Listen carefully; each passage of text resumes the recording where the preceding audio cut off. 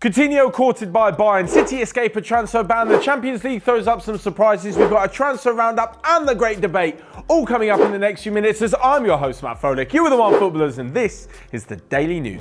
So first up and to the future of Philippe Coutinho, who after turning down a move to Tottenham on the last day of the Premier League transfer window looks to be in the running for Bayern Munich. This is because the Barcelona official has admitted that Bayern are interested in the midfielder, but it looks like there is a long way to go before a deal is hashed out. It seems that Bayern are interested in a loan deal for the Brazilian, but as we've heard a million times before, Barcelona actually want some money for him. It looks like they won't be able to recoup the £130 million they spent when they signed him from Liverpool, but even if they get around 90 to 100, that will still be a pretty good deal from a player who since signing has pretty much faltered. He did play a key role in Brazil's Copa America victory this summer, so it proves that he is still a good player, but it looks like there is no future for him at Barcelona. As well as Bayern being interested, it also looks like Coutinho could be heading to PSG, where they want to exchange him as part of the Neymar deal, plus a hell of a lot of money. As we've seen in the past, PSG are holding out for the 222 million euros that they originally paid for Neymar, and if they're to let him go back to Barcelona, well, they're going to want a lot of money plus Coutinho for him.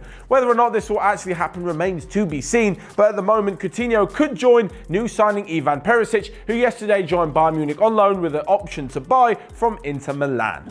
So moving away from actual transfers and onto a transfer ban where something is seriously wrong with FIFA's ruling. Now, Manchester City were brought to court and charged with signing underage players from abroad. This is exactly the same charge that was brought to Chelsea, resulting in Chelsea getting a transfer ban for 2 windows and Manchester City getting nothing but a £300,000 fine. This £300,000 fine could literally be paid by any of the first team players probably within a week or two. So why on earth did they get away with it where Chelsea got a ban? I'm not suggesting that it's complete corruption, but something is definitely fishy. It means that Manchester City can go on and bring in new players where Pep Guardiola sees fit and go from strength to strength, while Chelsea will have to rely on their youth system to bring in any new players over the next year or so. Definitely an already tough job for Frank Lampard gets a little bit harder.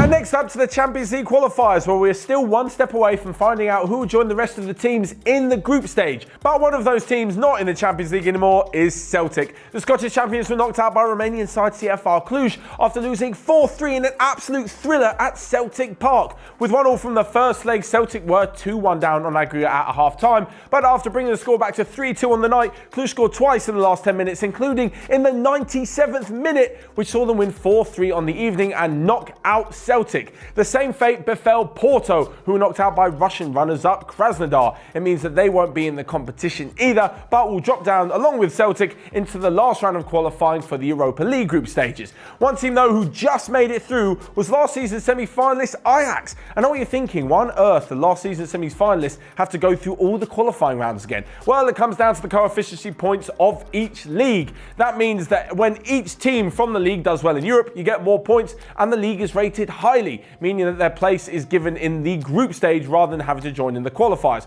Unfortunately for Ajax, the rest of the Eredivisie is kind of letting them down, especially as PSV were knocked out of the Champions League qualifiers in the last round. As for Ajax, they just managed to get through against Greek champions PAOK by winning 3-2 on the night after a 2-2 draw last week. So next up, we come to a roundup of all of the rest of the day's transfer news, where Wissam Ben Yedder, the Sevilla striker, is now a Monaco striker after completing a €40 million deal. Elsewhere in DC United are interested in bringing free agent Danny Sturridge, who is also attracting interest from Frankfurt in Germany. Chelsea's Timu Bakayoko is interested in returning to former club Monaco on loan, and Lazio, Roma and Fiorentina are all interested in bringing in out-of-contract striker Fernando Llorente.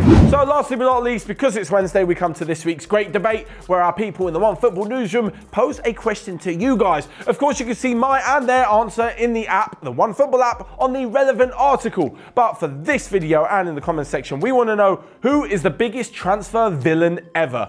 For me, I'm not even going to go ahead and say his name. As a Spurs fan, it's quite obvious who it is. Moving from Tottenham to Arsenal is a guaranteed way of making you hated amongst the fans that you have just left. But to do it after months of saying you'll stay and refusing speculation, that is absolutely unforgivable. So let me know your thoughts on that and the rest of today's daily news in the comments section down below. Whilst you're there, you can smash the like button and click here or here to check out all of the other videos we've got going on Onefootball. But until next time, I will see you guys later.